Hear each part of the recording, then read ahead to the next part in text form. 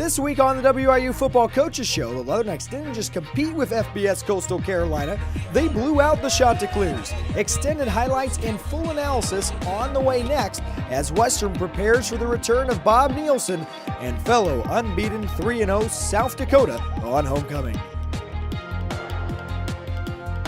Welcome to another edition of the WIU Football Coaches Show. I'm Danny Fry alongside Leatherneck head football coach Charlie Fisher.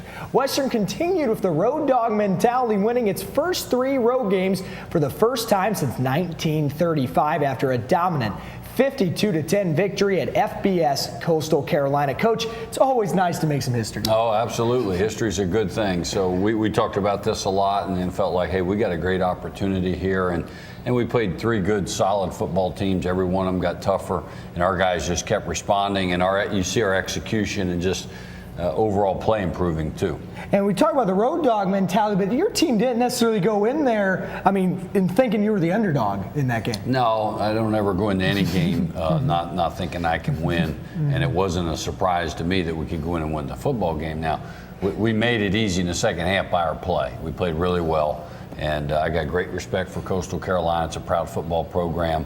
And we were able to jump on them and keep on them and finish the game the way you should finish a football game.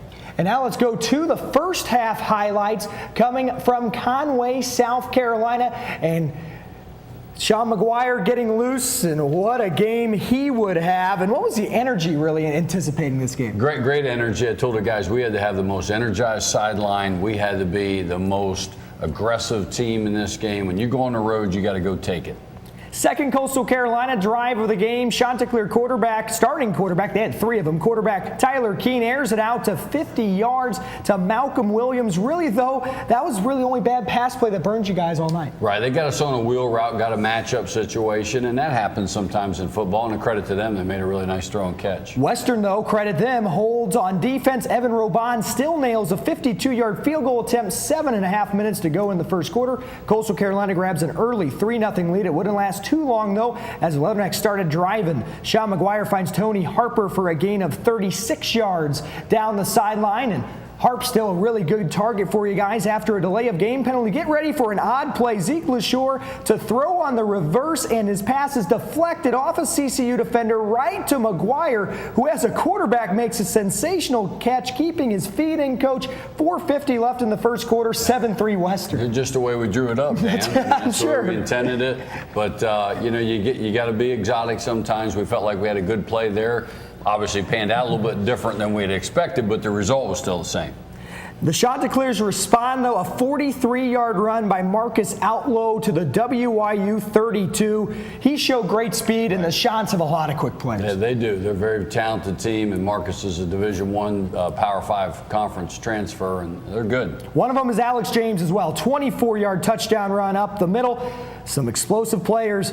10-7 lead for the Chanticleers over Western at the end of the first quarter. But to the second quarter, Western turned up the heat defensively. Pete Swenson and Kyle Williams team up for this sack. Yeah, great sack. And our defense, once we got a handle on the speed of the option and the speed of their play, really settled in, played a nice football game. The next Leatherneck drive, McGuire finds Brandon Gaston crossing, and he scores on the 19-yard pass. Beginning of a WIU run. Didn't know at the time, though. 14-10, Leathernecks, 7:37 to go in the second quarter. Yeah, really good football play for us. Just the shallow cross coming from the backside, and it's hard to find those guys. And Brandon has just continued to improve. High-energy guys really played well for us. After another strong defensive stand, McGuire shovels it quickly to the big tight end. Look at the big boy go, Adam Conrady, who busts it 57 yards downfield. Good to see Adam get involved, Coach. Yeah, we got our tight ends involved early with Harper and Conrady. And Adam's a good football player for us and did a really nice job there in a shovel pass. Great execution. Exactly. Fans maybe wonder where Steve McShane was in this highlight. Well, there he is. He goes far sideline, pushed out at the 1. Yeah, we had to reverse. Great play call there in the red zone, Coach Elliott. And then we punched it in behind the big guy right here. That was Max Norris able to find pay dirt from 1 yard out. 21-10 WIU in the final 2 minutes of the first half. That would be the score at half. Coach, again, your team took the momentum into halftime on the road. We did. We've been doing that. And, we really love the way our team responded. It's the first time we've been behind in 127 minutes of play. And we really responded and really came back and played a very, very good second quarter. And it could be easy to kind of go and panic there, but really no one panicked there in that first quarter. A veteran team, you don't ever want to see panic. You keep your wits about you, you keep your poise, and you keep playing. It's 60 minutes, and you get the reward at the end, not the beginning. How did the Western defense, you talked about it a little bit, settle into a groove? Was there something that you saw with that option that really stood out, allowed you guys to Well, I think two things, Dan. We got a little bit of a handle on their speed, and we knew that would be a concern coming in because it's hard to simulate that speed of how they run their offense, very similar to what we talk about how we run our offense.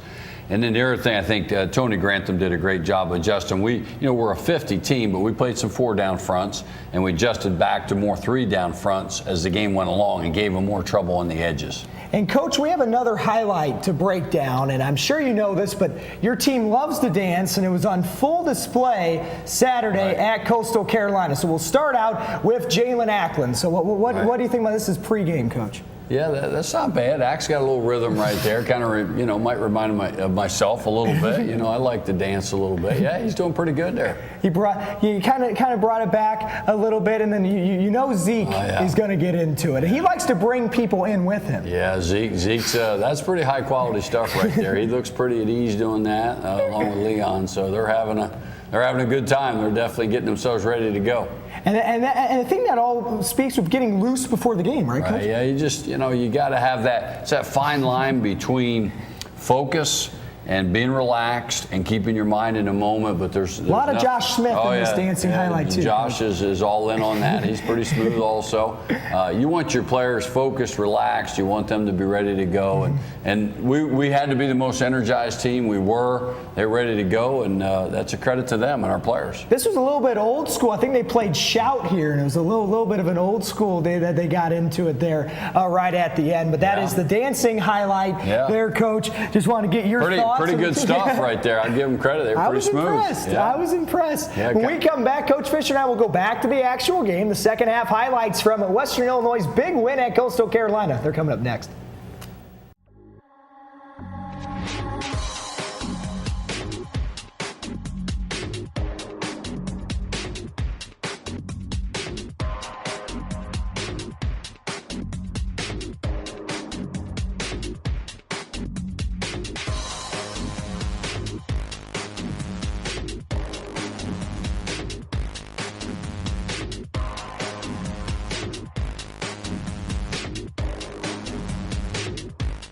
Welcome back to the WIU Football Coaches Show. I'm Danny Fry alongside Leatherneck head football coach Charlie Fisher. On the road at first-year FBS opponent Coastal Carolina, the Leathernecks led at the half 21-10. Coach, what was being preached there at halftime with a double-digit lead? Very, very simple. Winning is earned. Go earn it. Play a good second half and you earn a win. It was very simple. And we'll see how the Leathernecks earned it with the second half highlights from Brooks Stadium in the Myrtle Beach area of South Carolina. We'll jump right into the action in the second half. McGuire dumps it off. Clint Rakovich, that's a gain of 16 yards into Coastal Carolina territory. Wait for Clint a little bit later. And then McGuire, how about dumping it off again? This time it's Steve McShane who takes it all the way to the 6-yard line. Yeah, two design plays. One was both of them are what we call a skate play. We're just blocking the edge and throwing the ball just behind the line of scrimmage. Second out and goal from the 2. There's McShane. He sneaks around the edge to score. How huge was it to go right down the field in the second half on the opening drive of the second half and be up 28? Great answer. And what I love what we're doing, we're getting a lot of guys involved. We got guys scoring their first touchdown. We got guys making plays at different positions, and great to have Steve McShane back. The Chanticleers tried to claw back into it, but the pass is batted up, picked off by Riggs Baxter. That's a huge swing there, Coach, in the third. Yeah, Riggs was Johnny on the spot, and yet to give Tyron Holloway a lot of credit. Big hit, and Tyron just keeps coming up big for us. He does. It seems like every now and then it's kind of that X-factor play, and certainly was the case on Saturday. Western sets up shop at the 10-yard line just like that. McGuire to Adam Conradi in the corner. 8:49 remaining in the third quarter. Western trying to blow the game open, up 35-10 at that point. Yeah, old school play, Y sleeper, roll right, throw back left. let him sneak in behind the line of scrimmage right there just to kind of get lost, and usually he's wide open, and he was there. And the Chants bit for it there. The Leathernecks got outstanding field position again following a Coastal turnover on downs. McGuire slings it over to Clint Rakovic from 5 yards away, 42-10. WIU only 9 seconds left in the third quarter. Coach, how's the team feeling at this point? Well, we're playing really well, and you can see our confidence, and I just liked our mentality. We stayed aggressive. I told Jared I want to stay aggressive. We did that all day long, and our guys really embraced that role. I mean, you could sense we're a confident team, and they're going out there and playing that way. By the way, credit former Pigskin Preview WIU Football Coaches Show host Andrew Bacon there giving us some footage.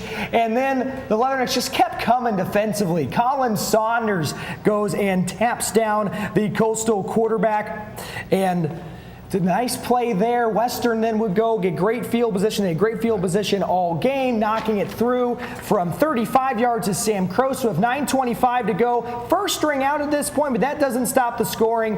Devon Sanders untouched from 80 yards out, 52-10, and he was, needless to say, excited. Coach. He was untouched. Great job by our backup offensive line. Came in there. Look at the energy there in this clip. That's what you want to see. Guys excited for Smook. What an outstanding team player he is. He's done a nice job, and that's what you want to see out of your team. Bunch of guys having fun playing together. And they're rallying around each other. And keep in mind here, late in the game, there's one interception for the dual sport Leatherneck athlete, Justin Fitzpatrick, his second of the season. But wait, I don't quite think he was done yet, though. This is the final play of the ball game, a fitting end. There's Fitz again. Yeah, there he is. Fitz is a really good outfielder, and he was playing deep outfield right there and did a nice job of going and getting the ball. How did it feel to beat a team the way you did, Coach, that is so well coached? Well, I mean, it's a great feeling. And Jamie Chadwell there's a very close friend of mine. We've known each other a long time. An outstanding coach and does a great job. So I got great respect for their program. I give great respect to our opponent.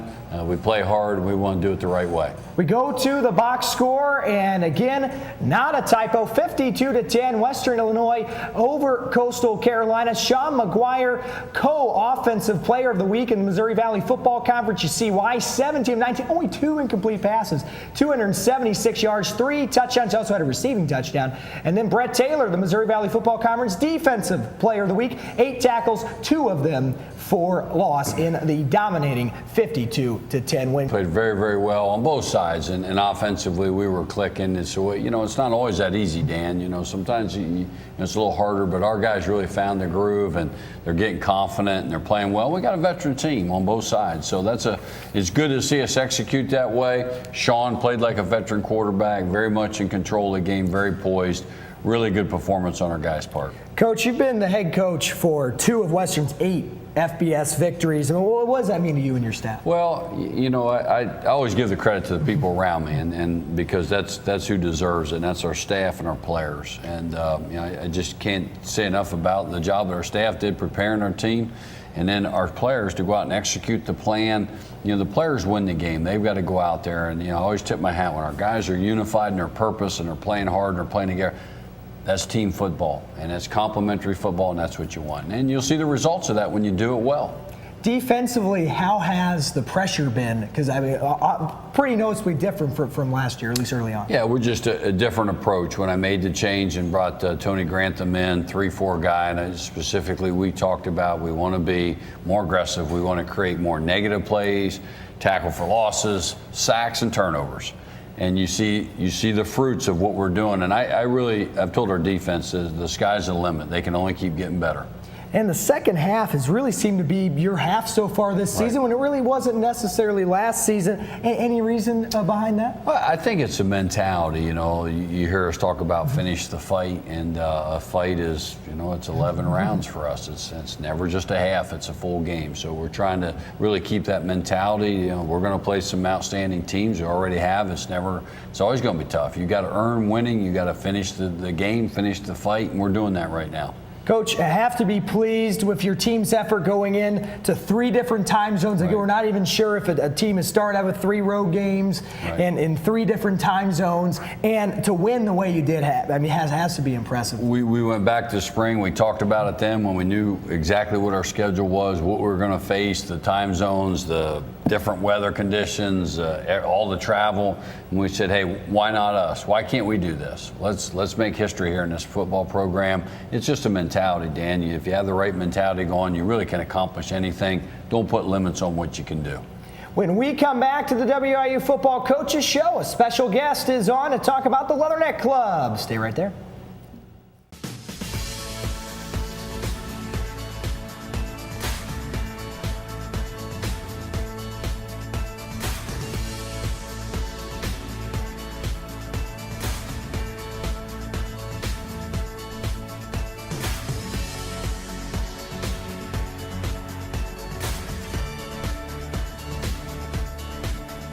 She wins the game!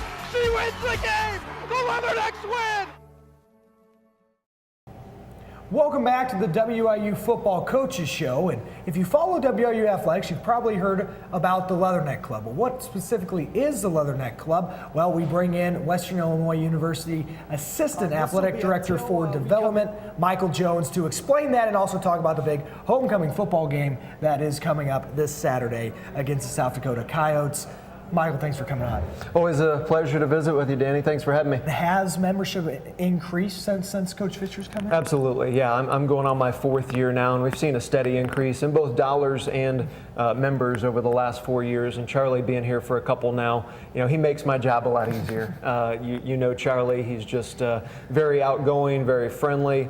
And he made it clear from day one that he wanted to get football alumni specifically involved back to campus to enjoy games, to enjoy everything Western has to offer. And so we've done some things with taking some individuals on trips with us, on football specific trips. Did that a couple weeks ago at Northern Arizona, last week at Coastal Carolina, and of course this week with homecoming we'll have a lot of former football alumni back in town. Well, that's something that those alumni, I talked to a few of those alumni that were on the sideline at Coastal Carolina. I mean they just love it. Yeah, absolutely. I mean, we had a couple go to Northern Arizona that had never been on a football trip, that had been on a basketball trip, and I warned them going in, it's much different.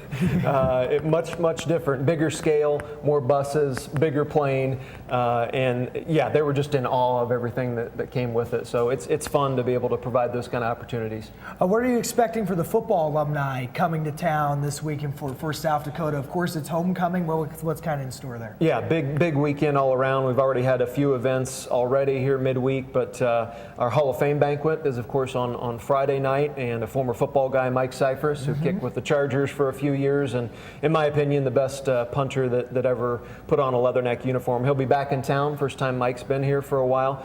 We kind of had to delay putting him in the Hall just because he's been playing in the NFL and he has some conflicts in the fall, but he's finally retired, and he'll be back in Macomb. I talked to him earlier this week. He's really looking forward to getting back. So he'll get inducted officially on Friday night with Zane Tilane and Aubrey Martin. And then all kinds of tailgate activities, the parade, a social at the Alumni House. We invite all alumni really to participate in those, and there are some football specific events as well. You mentioned tailgating. That is something that the Leatherneck Club does oversee, and probably expect a big one, maybe the biggest of the year this Saturday. Absolutely, yeah. I think the last couple years, Q Lot has officially closed because it's full. That doesn't happen very often, but yeah, those first 3 rows closest to the field are kind of reserved for our Leatherneck Club members, and if you give it a certain level, you get a reserved spot, so you don't have to worry about getting there early, and it'll be hopping on Saturday. Now, you were the voice of Leatherneck football for a while. What stood out from your time there on the Leatherneck Sports Network? Many years ago, Danny, many years ago. It was just great to be able to experience it and really get to know the student athletes and the coaches, many of whom I keep in touch with today. We talk about Mike Cyphers. He was one of those. Yeah. Mike and I used to sit on a golf cart during practice, because we all know punters don't do much during practice. That's right. And just shoot the breeze and talk about what was going on. And now for him to come back and us having formed that relationship many years ago, I'll always treasure that. Well, hey, he can kick a long field goal too, as well. He won us a conference championship one. Unfortunately, he missed the last one he attempted in that playoff game against Western Kentucky, but he didn't miss much in between. He was a Hall of Famer for sure. No, he did, a Hall of Famer, and that's a great Hall of Fame class. Of course, also involved with the Leatherneck Club. MJ, thanks again for coming on. Really appreciate it. And when we come back to the WIU Football Coaches Show, Coach and I will break down this game against South Dakota coming up on Saturday. Stick around. Western Illinois University allows you to think for yourself and to discover the freedom to become your own. Own it at Western. Build your own expectations and fill your own shoes. Explore an academic culture that adapts to you. Create yourself and inspire originality in an open and safe environment. Western Illinois University lets you make your own success story. Think purple. Think success. Think Western Illinois University. Final segment of the WIU Football Coaches Show this edition. It's time to check in on how the Missouri Valley teams performed in the fourth week of football action. As we take a look, Illinois State and Missouri State kicking off MVFC play last week, 34-9 to the Redbirds. North Dakota State shuts out Robert Morris. Of course, Western's big win in FBS foe Coastal Carolina, and the Salukis, they're showing they are for real this year, and they kept up with a very, very good Memphis team, even though the Tigers won 44-31. And now the game's on tap for Week 5 in the MVFC. First week, everyone is in conference action. Missouri State, tough test going to North Dakota State. An addition to Western's game this weekend. Probably the other game of the week would have to be South Dakota State at Youngstown State. And then, of course, a couple other good slates in there. Indiana State trying to pull off an upset there at the bottom of your screen. Coach, your team passed with flying colors during the road non-conference slate. How's it feel to finally go and host a game this week? Yeah, it's good to be home. I mean, it's been a long 3 weeks, and again, we've talked about this. Very proud of our efforts on the road, but now we need to defend home. And if you look back, I told the players, when you look back to a year ago, you have to learn from your past mistakes. We didn't defend home well enough at the end of the season when we needed to get that 7th win to lock up a playoff berth. So, it's homecoming.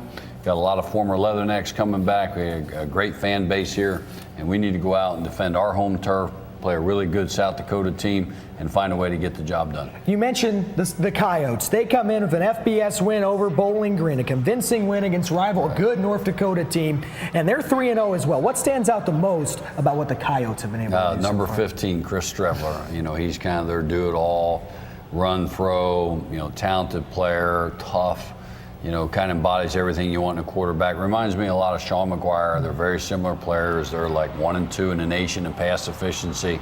This clearly is what you want in conference play. It's an early season showdown, and it's a heavyweight fight, and that's the way it's going to be.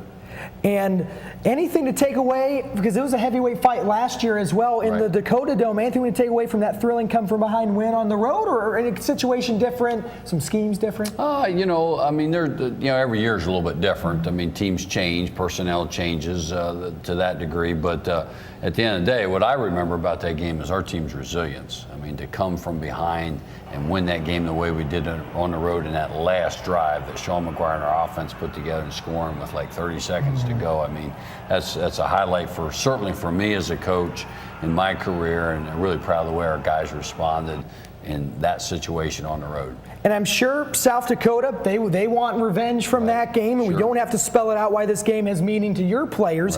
And you throw in the homecoming factor as well. What do you expect emotionally from this game? Well, I mean, you always want to be home, and homecoming is special. I mean, it's a great university that we have the honor to represent. We need to do a good job of that. We're always going to play a first class. We're always going to play hard. And, a great opponent coming in here that means a lot to our players with Coach Nielsen formerly having been here. So there's a lot on the line for both teams. We all have, big aspirations, and, we're both heading the right direction. So it's the way it's supposed to be, right, Dan? That's right. Hey, for a homecoming game, that will be a showdown. And then defensively, what does South Dakota throw at you? How does the Leatherneck defense, the Neck Express, as Tom Cody would say, keep rolling? Right. Well, they're a little bit like us in some ways. Now, they operate out of a 4-down front. We're more out of a 3-down front. But their MO is really tackle for loss, negative plays, and sacks. They lead the Missouri Valley in sacks. They are a talented bunch. They're quick. They're not as big as some of the teams we've seen, but very, very talented, very well coached, and very aggressive. And the Leathernecks have shown that they are aggressive too, and that just adds to the top 25 MVFC opener that will kick off at Hanson Field at 3 o'clock on Saturday for homecoming. For Western Illinois head football coach Charlie Fisher, I'm Danny Fry. Thanks again so much for watching.